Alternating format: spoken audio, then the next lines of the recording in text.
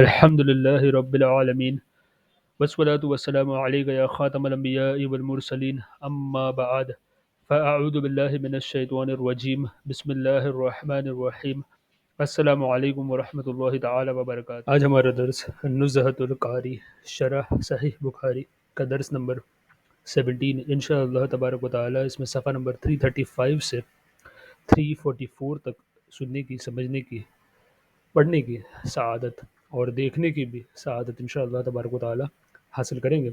آغاز کرنے سے پہلے حصول برکت کے لیے درود مبارکہ پڑھ لیجیے۔ صلی اللہ علیہ سیدنا محمد النبی الامی وعلی آلہ وسلم، صلی اللہ علیہ سیدنا محمد النبی الامی وعلی آلہ وسلم، صلی اللہ علیہ سیدنا محمد النبی الامی وعلی آلہ وسلم۔ اعوذ باللہ من الشیطان الرجیم بسم اللہ الرحمن الرحیم۔ اللہم افتح علینا حکمتک وانشر علینا رحمتک یا ذا الجلال والاکرام۔ اللہم رب زدنی علما نافعا۔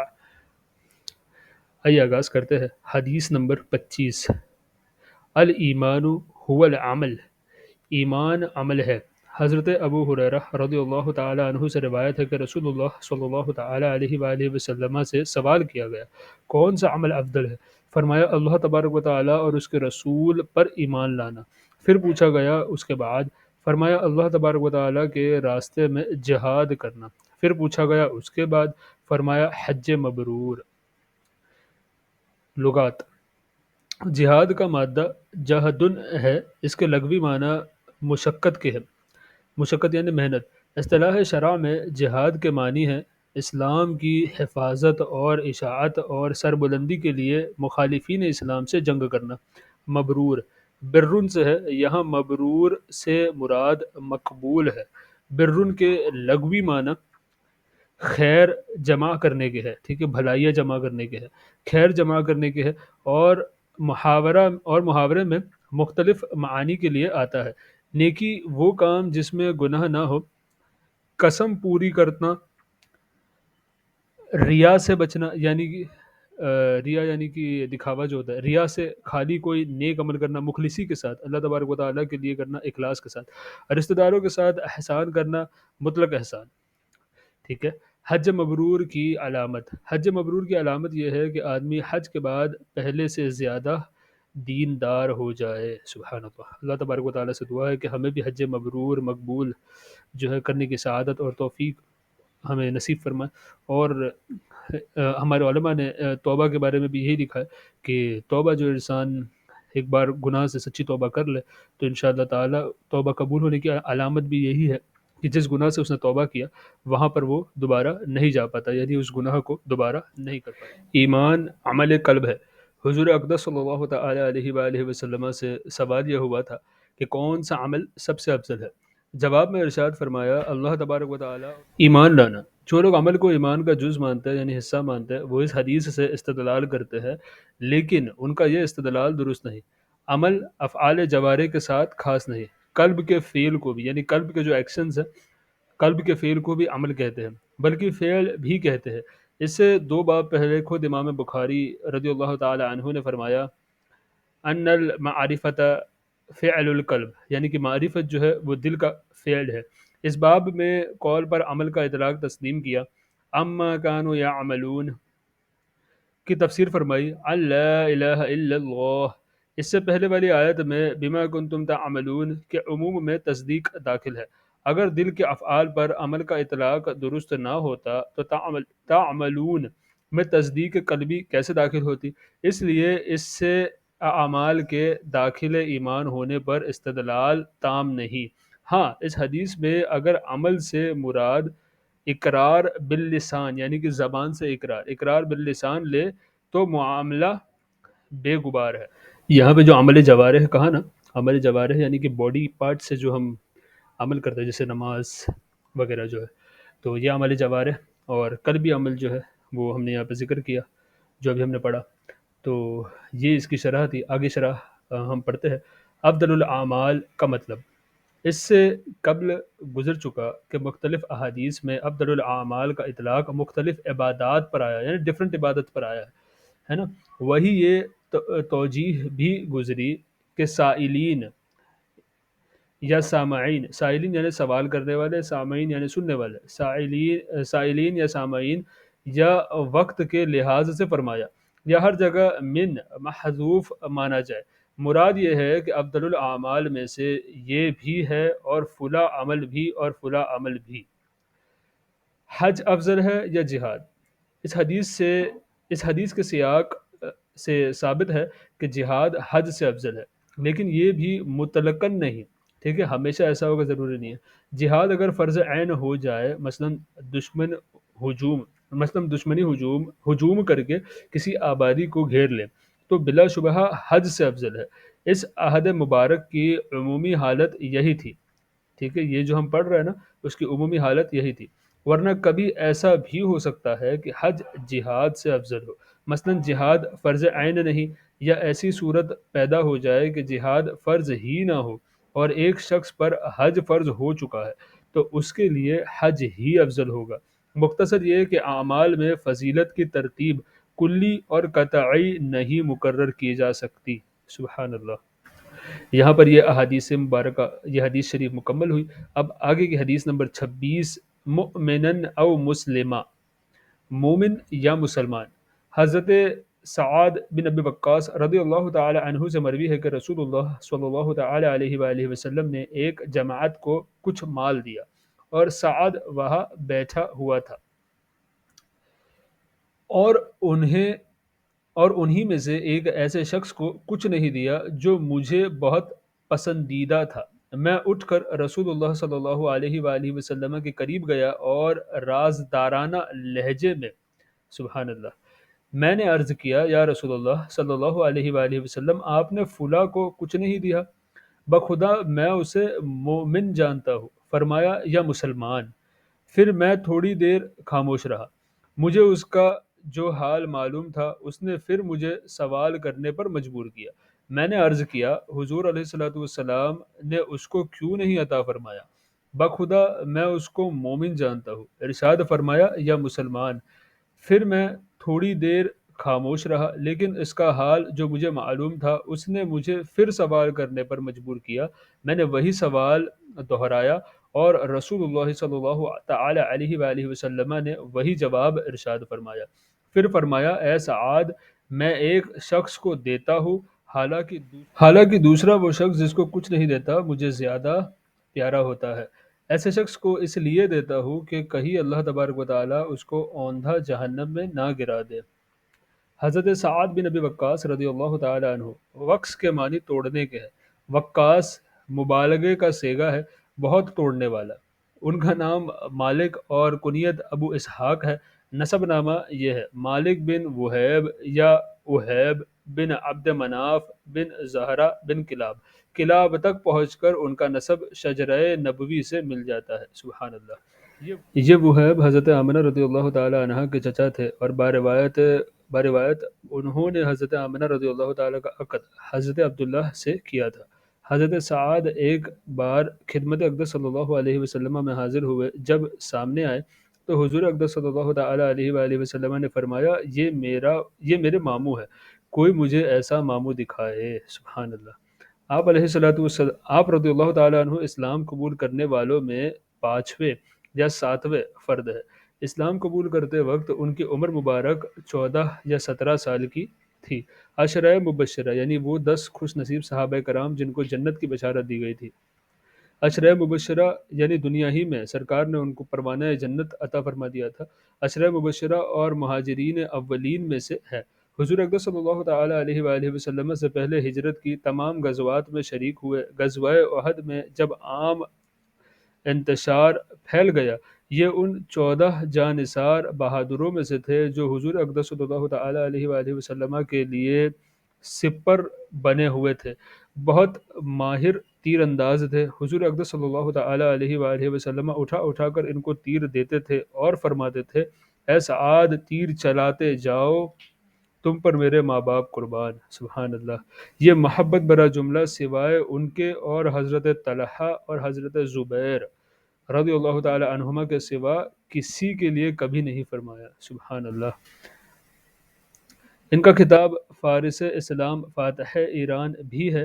سب سے پہلے راہ خدا میں انہوں نے تیر چلایا، اور سب سے پہلے انہوں نے دشمن اسلام کو جہنم رسید کیا۔ سبحان اللہ۔ حضرت فاروق اعظم رضی اللہ تعالیٰ عنہ کے زمانے میں ایران کے فاتح لشکر کے سپہ سالار بھی تھے۔ کوفہ کو انہوں نے بسایا، عرصے تک کوفہ کے حاکم رہے، اخیر عمر میں گوشہ نشین ہو گئے تھے، یعنی کہ سیکلوژن اختیار کر لیا۔ حضرت عثمان غنی کی شہادت کے بعد جو فتنے اٹھے، سب سے الگ تھلگ رہے۔ مدینہ المنورہ سے 10 میل کی دوری پر عقیق میں ایک عالیشان مکان بنوایا تھا، اسی میں رہتے تھے۔ یہی 55 ہجری یا 57 سن ہجری میں 70 سال سے زائد عمر پا کر وصال فرمایا۔ جنازہ مبارک وہاں سے اٹھا کر مدینہ المنورہ لایا گیا۔ مروان نے نماز جنازہ پڑھائی۔ جنت البقیع میں آسودہ ہے۔ عشرہ مبشرہ میں سب کے بعد یہ واصل باحق ہوئے۔ رسول اللہ صلی اللہ تعالی علیہ وآلہ وسلم نے ان کے لیے دعا فرمائی تھی، اے اللہ تبارک و تعالی ان کا تیر بے خطا بنا اور ان کی دعا قبول فرما۔ اس کے اثر سے صحابہ کرام رضوان اللہ تعالی علیہم اجمعین میں سب سے زیادہ تیر انداز تھے، ٹھیک ہے، سب سے زیادہ بہتر تھے تیر اندازی میں، اور ان کی دعا ہمیشہ قبول ہوئی۔ لوگ ان کی دعائیں خیر کی امید رکھتے اور ان کی بد دعا سے ڈرتے تھے۔ سبحان اللہ۔ ان سے 270 احادیث مروی ہے، 15 پر بخاری اور مسلم کا اتفاق ہے، اور 5 افراد بخاری سے اور 18 افراد مسلم سے ہے۔ صحابہ کرام رضوان اللہ علیہم اجمعین میں سعد نام کے 100 سے زائد افراد ہے۔ لغات۔ راحت اس جماعت کو کہتے ہیں جو 10 سے کم ہو، یعنی کم از کم 3 سے لے کر 9 تک، جو سب کے سب مرد ہو، کوئی عورت نہ ہو، اس کے لیے یہ لفظ راحت آتا ہے، ٹھیک ہے۔ بعضوں نے کہا 7 سے 10 تک کو راحت اور 7 سے کم 3 تک کو نفر کہتے ہیں۔ 9 سے اگر کچھ زائد ہو جائے تب بھی راحت کا اطلاق درست ہے۔ نیز اس کے معنی اپنے قبیلے والوں کے بھی ہے، نیز قریبی مورث، مورث یعنی جو وراثت پانے والا ہوتا ہے نا، نیز قریبی مورث کی اولاد کو بھی کہتے ہیں۔ یہ اس میں جمع ہے، اس کے لیے واحد نہیں۔ اوندھے منہ گرنے کے معنی میں ہے۔ یہ ان چند عجیب و غریب افعال میں سے ہے کہ مجرد سے متعدی آتا ہے اور باب افعال سے لازم۔ اس کی مثال اور چند افعال ہے، جیسے احجم حجم، انسل نسل، امر مرا، انزف نزف، انشق البعیر، رفع رأسها، نشق اقشع، کشع رجلا۔ واقدی میں ہے، ان کا نام جعیل بن سراقہ زمری تھا۔ اوروہو مشہور و معروف روایت حمزہ کے دمہ کے ساتھ، دمہ یعنی کہ پیش، حمزہ کے دمہ کے ساتھ ہے، جس کے معنی ہے میں گمان کرتا ہوں، مگر امام نووی نے فرمایا کہ صحیح حمزہ کے فتحہ کے ساتھ ہے، یعنی فتحہ یعنی کہ زبر کے ساتھ، معنی میں اعلمو کے یعنی میں یقینی طور پر اسے مسلمان جانتا ہوں، اس لیے کہ اگر یقین نہ ہوتا تو حضور اقدس صلی اللہ تعالی علیہ وآلہ وسلم کی تلقین کے باوجود بار بار تکرار نہ کرتے۔ او مسلمہ واو کے سکون کے ساتھ، او تقسیم یا تنویع یا شک اور شریک کرنے کے لیے آتا ہے۔ امام قاضی ایاز رحمۃ اللہ تعالی علیہ نے فرمایا اسے واو کے فتحہ کے ساتھ پڑھنا خطا ہے، یعنی واو کو زبر کے ساتھ نہیں پڑھیں گے۔ تحقیق یہ ہے کہ یہ اضراب کے لیے ہے، جس پر قرینہ ابن عرابی کی یہ روایت ہے جو ان کی معجم میں ہے، مومن مت کہو مسلمان کہو۔ تالیف قلب کے لیے عطا۔ حضور صلی اللہ تعالی علیہ وآلہ وسلم کی عادت کریمہ تھی کہ نئے اسلام لانے والوں کو تالیف قلب کے لیے کچھ عطا فرما دیا کرتے تھے۔ ایسے ہی افراد میں سے کچھ لوگ کو عطا فرمایا، جو عطا فرمانے کا ذکر آیا نا حدیث میں، کچھ لوگوں کو عطا فرمایا اور ایک صاحب کو کچھ نہیں دیا۔ اس پر حضرت سعد نے وہ عرض کیا جو حدیث پاک میں مذکور ہے۔ تلقین کی وجہ۔ ایمان اور اسلام حقیقی معنی کے اعتبار سے ایک ہی ہے، مگر اسلام کا اطلاق بسا اوقات ظاہری اطاعت اور فرما برداری پر ہوتا ہے، چونکہ مومن ہونے کی بنیاد تصدیق قلب پر ہے اور یہ باطنی چیز ہے، اور مسلمان ہونے کا مدار اطاعت پر ہے، یہ ظاہری چیز ہے۔ باطنی چیز پر اطلاع عوام کا کام نہیں، اور ظاہر کی حالت کو ہر شخص جان سکتا ہے۔ جب حضرت سعد رضی اللہ تعالی عنہ نے اس کو مومن ہونے کا یقین کر کے قسم کے ساتھ بیان کیا، تو حضور علیہ الصلوۃ والسلام نے اس پر تنبیہ فرمائی کہ باطنی چیز پر کیسے اتنا یقین کرتے ہو کہ اس پر قسم کھا بیٹھے؟ یہ کہو کہ اس کو مسلمان جانتا ہو۔ یہ احتیاط عہد رسالت تک محدود تھا، اس لیے کہ حضور اقدس صلی اللہ تعالی علیہ وآلہ وسلم دلوں کا حال جانتے تھے اور مومن اور منافق کو خوب پہچانتے تھے۔ عہد رسالت کے بعد چونکہ کسی پر منافق ہونے کا حکم لگانا منع ہے، اس لیے اگر کوئی اسلام کا اقرار کرتا ہے تو اسے بلا دریغ مومن کہیں گے، اس لیے کہ اب باطنی حال جاننے کا یقینی ذریعہ نہیں، اب مدار اقرار پر ہے۔ سبحان اللہ۔ یہ صاحب مومن مخلص تھے، یہ شخص مومن مخلص تھے، جیسا کہ بعد کے حصے سے ظاہر ہے کہ فرمایا جسے میں نہیں دیتا وہ مجھے زیادہ عزیز ہوتا ہے، اور حضرت سعد رضی اللہ تعالی عنہ سے جو فرمایا اس سے صرف انہیں ایک اصولی بات کی تعلیم دینا مقصود تھا، اس شخص کے بارے میں شبہ کا اظہار مقصود نہ تھا۔ سبحان اللہ۔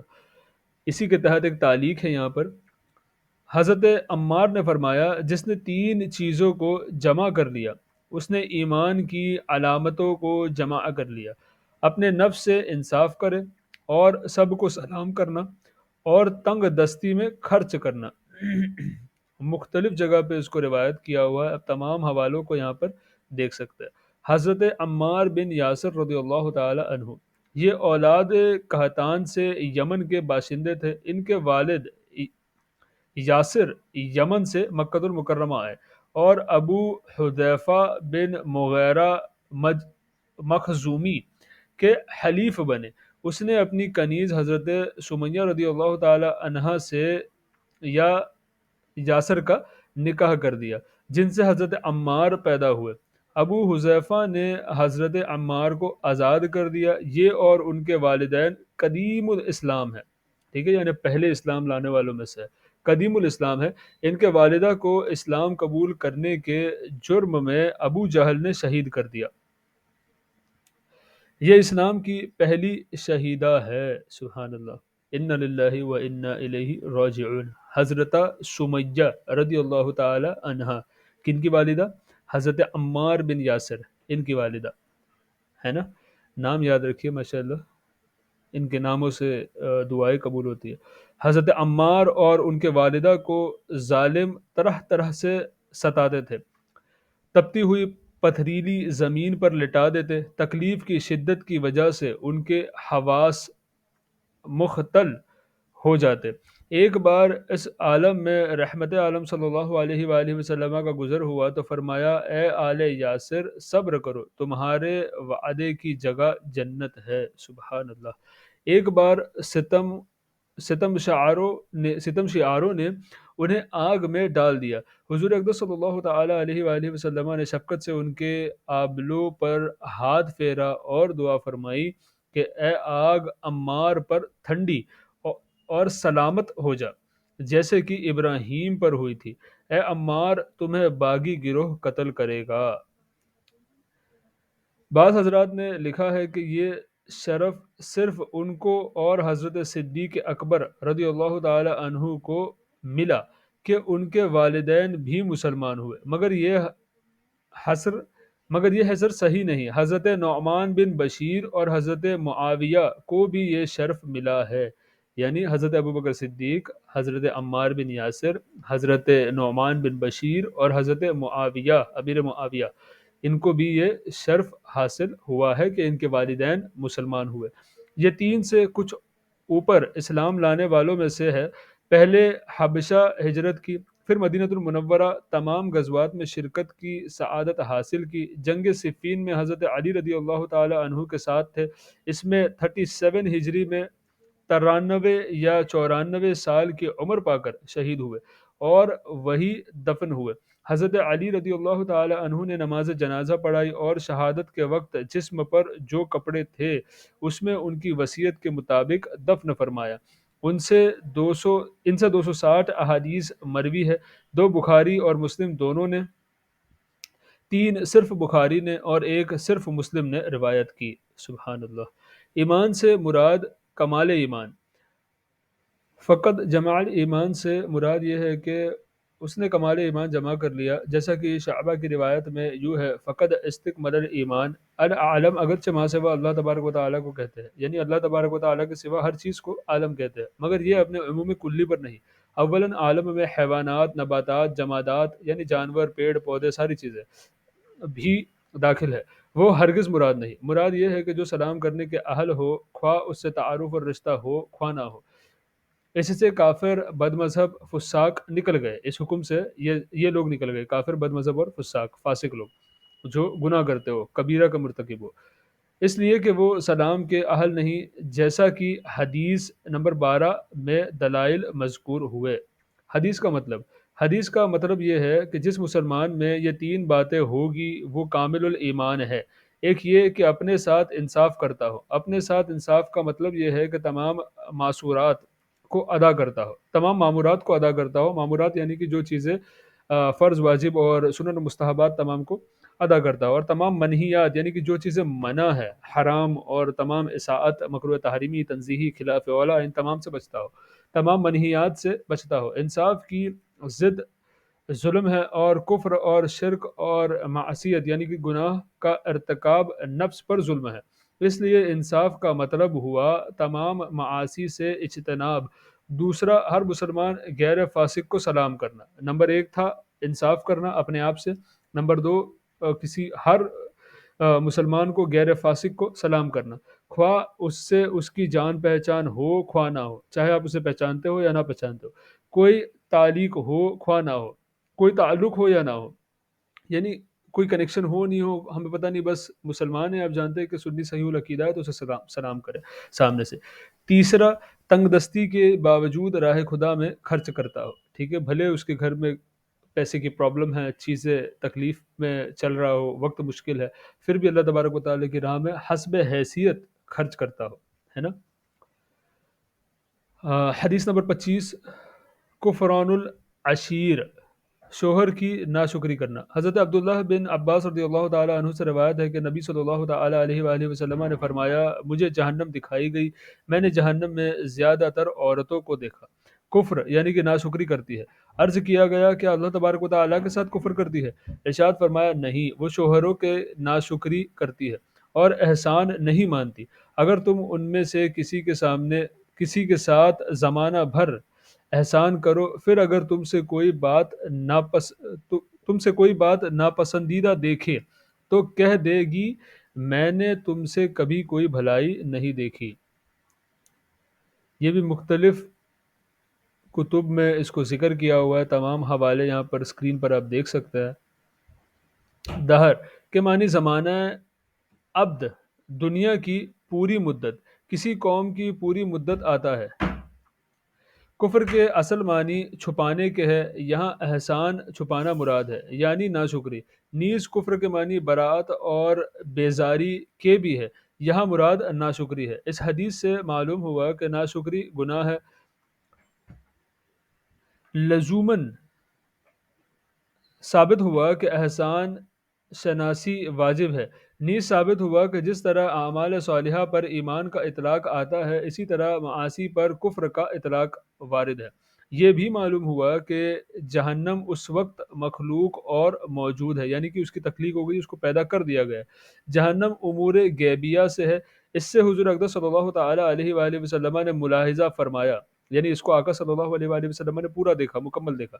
اس سے ثابت ہوا کہ حضور غیب جانتے تھے۔ عورتوں کے جہنم میں زیادہ ہونے کا سبب یہ ہے کہ بقیہ گناہوں میں مرد اور عورت دونوں شریک ہے، اور یہ گناہ شوہر کی ناشکری، احسان فراموشی، چونکہ عورتوں میں بنسبت مردوں کے زیادہ ہے اس لیے یہ جہنم میں زیادہ نظر آئی۔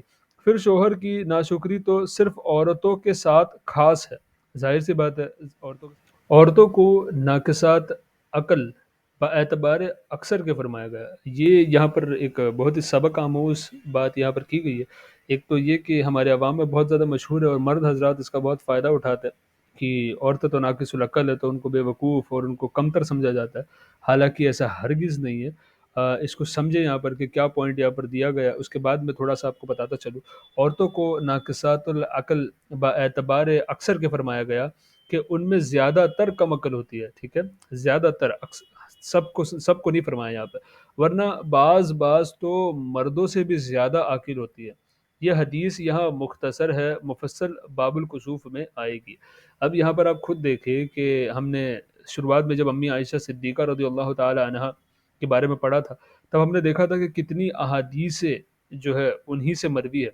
تو امی عائشہ صدیقہ ہے، اسی طریقے سے بی بی فاطمہ الزہرا رضی اللہ تعالی عنہا، اسی طریقے سے حضرت رابعہ بصریہ اور دیگر ایسی ایسی خواتین آپ کو اسلام میں ملے گی جن کا جو آئی کیو لیول جو ہے، جن کا دماغ جو ہے کئی مردوں کو پیچھے چھوڑ دیتا ہے۔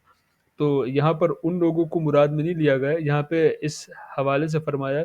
اور میں نے ایک قول ہمارے علماء کا یہ بھی سنا ہوں کہ اس وجہ سے ان کو ناقص العقل کہا گیا ہے کہ ان کے اوپر جذبات حاوی ہو جاتے ہیں، ان کے اوپر جب ایموشنز اور جو ان کا غصہ ہے یہ تمام چیزیں حاوی ہو جاتی ہے تو عقل جو ہے وہ پیچھے چھوڑ کر کے وہ اس کے اوپر کام کرنا شروع کر دیتی ہے، تو اس وجہ سے ان کو ناقص العقل کہا گیا ہے۔ تو کوئی عورت اس کو آپ یہ نہ سمجھے کہ وہ کم عقل ہوتی ہے اور جو ہے بے وقوف ہوتی ہے، ایسا نہیں ہے۔ وہ کئیوں کو پیچھے چھوڑنے کی صلاحیت اللہ تبارک و تعالیٰ نے ان کے ذہن میں بھی دیا ہے۔ تو جو یہ ایکسپلوٹیشن وومنس کا ہماری سوسائٹی میں ہوتا ہے، اس سے پرہیز کرنا چاہیے، اور اللہ تبارک و تعالیٰ نے ہر کسی پر ہر کسی کے حقوق کو لازم کیا ہے۔ ضرورت ہمیں ہے کہ ہم ان حقوق کو سیکھیں، سمجھیں اور اس حساب سے سب کے ساتھ جو ہے فیصلہ کریں۔ اللہ تبارک و تعالیٰ ہمیں اپنے حفظ و امان میں رکھے اور کہنے سننے سے زیادہ عمل کی توفیق عطا فرمائے، آمین بجاہ سید المرسلین صلی اللہ علیہ وسلم۔ حدیث نمبر 28، حکم القتال، آپس میں قتال کا حکم۔ حضرت احنف بن قیس نے فرمایا، میں اس شخص حضرت علی رضی اللہ تعالی عنہ کی مدد کے لیے چلا، مجھ سے حضرت ابو بکرہ ملے اور انہوں نے پوچھا کہاں کا ارادہ ہے؟ میں نے بتایا اس شخص کی مدد کے لیے جا رہا ہوں، الحمدللہ۔ تو انہوں نے کہا واپس ہو جاؤ، اس لیے کہ میں نے رسول اللہ صلی اللہ علیہ وآلہ وسلم کو فرماتے سنا، جب دو مسلمان اپنی اپنی تلواریں لے کر لڑے تو قاتل اور مقتول دونوں جہنمی ہیں۔ میں نے عرض کیا یا رسول اللہ صلی اللہ علیہ وآلہ وسلم، قاتل تو جہنمی ہوگا مگر مقتول کیسے ہوگا؟ فرمایا مقتول اس لیے ہوگا کہ وہ اپنے مد مقابل کو قتل کرنے کا عزم مصمم رکھتا ہے۔ احنف بن قیس تابعی ہے، ان کا اصل نام دحاق یا دہراہ ہے اور کنیت ابو بحر ہے، مشہور احنف کے ساتھ ہے۔ احنف کے معنی ٹیڑے پاؤں والا یا وہ شخص جس کا پاؤں مڑا ہوا اور وہ پاؤں کی پیٹھ کے بل چلتا ہو، ٹھیک ہے، یہ تمام مختلف میننگ ہیں۔ انہیں زمانہ اقدس صلی اللہ علیہ وسلم ملا، اسی عہد میں مسلمان بھی ہوئے لیکن زیارت سے محروم رہے۔ حضرت فاروق اعظم رضی اللہ تعالی عنہ کی بارگاہ میں حاضر ہوئے، مرد الروز انہوں نے فتح کیا۔ اس لشکر میں ان کے جھنڈے کے نیچے امام حسن بصری اور امام محمد بن سیرین، سبحان اللہ، بڑی بڑی شخصیات ہے یہ، بھی تھے۔ حضرت عمر اور علی اور عباس وغیرہ صحابہ کرام رضی اللہ تعالی عنہما سے حدیث سنی، ان سے امام حسن بصری وغیرہ نے سنی۔ حضرت عبداللہ بن زبیر رضی اللہ تعالی عنہ کی خلافت میں 67 سن ہجری میں کوفہ میں ان کا وصال ہوا۔ حضرت ابو بکرہ رضی اللہ تعالی، ان کا نام نفیع ہے یا مسروح، یہ طائف کے باشندے تھے۔ حارث بن کلدہ کے غلام، ان کی ماں وہی سمیہ ہے جو زیاد کی ماں ہے۔ جب حضور اقدس صلی اللہ تعالیٰ علیہ وآلہ وسلم نے طائف کا محاصرہ فرمایا اور یہ اعلان کر دیا کہ جو غلام میرے پاس آ جائے گا وہ آزاد ہے، تو یہ چرخے کے ذریعے فس فصیل سے اترے۔ چرخی چرخی جو ہوتی ہے نا ہماری، وہ گھومنے والی چرخی کو عربی میں بکرہ کہتے ہیں۔ اس بنا پر حضور صلی اللہ علیہ وآلہ وسلم نے ان کی کنیت ابو بکرہ رکھی اور حسب اعلان انہیں آزاد کر دیا۔ انہیں آزادی تو مل گئی، لیکن محبوب خدا صلی اللہ علیہ وآلہ وسلم کی غلامی میں وہ مزہ آیا کہ عمر بھر خدمت اقدس صلی اللہ علیہ وسلم ہی میں رہے۔ یہ فضلاء صحابہ اور ان کے عابدین میں ہے۔ 52 سن ہجری میں وفات پائی، ان سے 132 حدیثیں مروی ہے۔ 8 پر شیخین یعنی کہ حضرت امام بخاری اور امام مسلم متفق ہے، اور 5 تنہا امام بخاری نے اور 1 امام مسلم نے تنہا روایت کی۔ حاضر رجل سے کون مراد ہے؟ اس حدیث میں حاضر رجل سے مراد حضرت علی المرتضی رضی اللہ تعالی عنہ ہے، جیسا کہ خود بخاری کتاب الفتن میں بجائے حاضر رجل کے ابن ام رسول اللہ صلی اللہ علیہ وآلہ وسلم وارد ہے۔ نیز اس میں ایل کی روایت نیز اسماعیل کی روایت میں یعنی علی جن موجود ہے۔ یہ واقعہ جنگ جمل کا ہے۔ حضرت ابو بکرہ رضی اللہ تعالی عنہ کا روکنا اس بنا پر تھا کہ ظاہر حدیث کے اعتبار سے انہوں نے یہی سمجھا تھا کہ جب دو مسلمان لڑے تو کسی کا ساتھ نہیں دینا چاہیے، یا اس بنا پر تھا کہ حضرت ابو بکرہ رضی اللہ تعالی عنہ کے نزدیک یہ ظاہر نہ ہو سکا تھا کہ حق پر کون ہے۔ حضرت احنف جنگ جمل میں شریک نہ ہوئے، مگر پھر حضرت علی رضی اللہ تعالی عنہ کا حق پر ہونا ان پر ظاہر ہو گیا اور جنگ صفین میں حضرت علی کے ساتھ شریک ہوئے۔ تو جنگ جمل جو ہے وہ حضرت امی عائشہ صدیقہ اور حضرت زبیر اور حضرت طلحہ، یہ صحابی کرام جو ہے یہ تمام رضی اللہ تعالی عنہما، یہ ایک سائیڈ پر تھے، اور مولائے کائنات مولا علی مشکل کشا کرم اللہ تعالی وجہہ الکریم یہ اپوزٹ سائیڈ پر تھے۔ تو بہرحال اس کی میں جو ہے ڈیٹیلز میں نہیں جاؤں گا، یہاں پر کافی لمبی ہو جائے گی بات۔ تو یہ جنگ جمل تھا، اور جنگ صفین جو ہے بعد میں وہ صلح ہو گئی تھی جنگ جمل میں، اور اسی طریقے سے بعد میں جنگ صفین میں بھی صلح ہو گئی تھی۔ جنگ صفین جو ہے حضرت امیر معاویہ رضی اللہ تعالی عنہ کے ساتھ حضرت مولا علی کرم اللہ تعالی عنہ کا جو مشاجرہ تھا، تو یہ بھی بعد میں سارٹ آؤٹ ہو گیا تھا۔ تو بس ضمناً میں نے سوچا کہ یہ تھوڑی سی بات معلوماتی طور پر عرض کرتا چلوں۔ فائدہ، اس سے مراد جب دو مسلمان ناحق لڑے، آپس میں لڑنے کا کوئی شرعی جواز نہ ہو، یعنی شریعت کے حساب سے کوئی اجازت نہ ہو، جواز جائز نہ ہو، نہ قتل کے پاس نہ مقتول کے پاس، ٹھیک ہے، دونوں کے پاس کوئی ویلڈ ریزن نہیں ہے، شرعی ریزن نہیں ہے، الحمدللہ۔ اور اگر لڑائی کی کوئی شرعی وجہ ہو تو یہ حکم نہیں۔ اگر شرعی جواز کی وجہ کسی کے پاس ہو تو اسے لڑنا جائز بلکہ باعث اجر ہے۔ گناہگار وہ ہوگا جس کے پاس کوئی وجہ جواز نہ ہو، اور اگر دونوں کے پاس شرعی جواز کی وجہ ہے تو کوئی گناہگار نہ ہوگا، جیسا کہ جنگ جمل اور صفین میں تھا۔ سبحان اللہ، یہی ہمارا اہل سنت کا عقیدہ ہے۔ یہ رافضی، تفضیلی اور یہ شیعہ، یہ خبیثوں سے جو ہے، ان کے عقیدوں سے، پوائزنس عقیدوں سے ہمیں بچنا چاہیے، ٹھیک ہے۔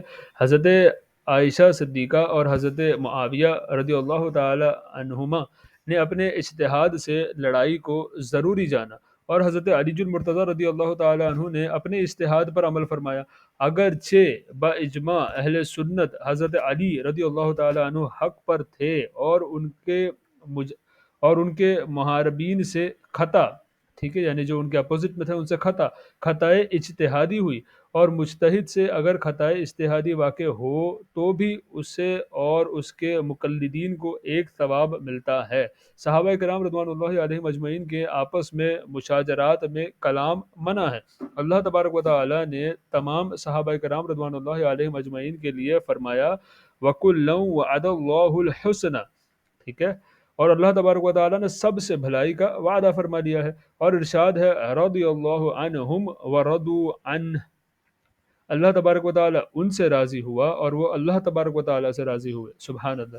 وجہ یہی ہے کہ صحابہ کرام رضوان اللہ علیہ مجمعین کے باہمی اختلافات نفسانیات اور دنیا داری کی وجہ سے نہیں، جو اختلاف ہوا اجتہاد میں خطا کی وجہ سے ہوا، ٹھیک ہے، ان کے اختلاف دین کے لیے تھے، دنیا اور نفسانیت کے لیے نہیں تھے۔ صحیح اور محقق مذہب یہی ہے کہ گناہ کا محض ارادہ گناہ نہیں، مگر جب گناہ کا اتنا پختہ عزم کر لے جتنا گناہ کے ارتکاب کے وقت ہوتا ہے، تو گناہ کا ایسا پختہ ارادہ اور عزم گناہ ہے۔ یہ حدیث اس پر دلیل ہے کہ اگرچہ یہاں مقتول نے مسلمان کو قتل کرنے کے لیے ہاتھ پاؤں چلائے، مگر حدیث میں موجب نار یعنی جس کے اوپر جہنم واجب ہو جائے، موجب نار جہنم میں جانے والا، موجب نار اس کے قتل کی حرص کو بتایا، اور حرص فعل قلب ہے، فعل جوارح نہیں، یعنی یہ دل کا عمل ہے، کوئی ایکشن ہاتھ کا ایکشن نہیں ہے، ٹھیک ہے۔ تو یہاں پر جو ہے ہماری آج کی ٹاپک ہمارا مکمل ہوا، آج کا درس ہمارا مکمل ہوا۔ اب تمام سے گزارش ہے کہ دعاؤں میں اس حقیق کو یاد رکھے۔ السلام علیکم ورحمۃ اللہ تعالی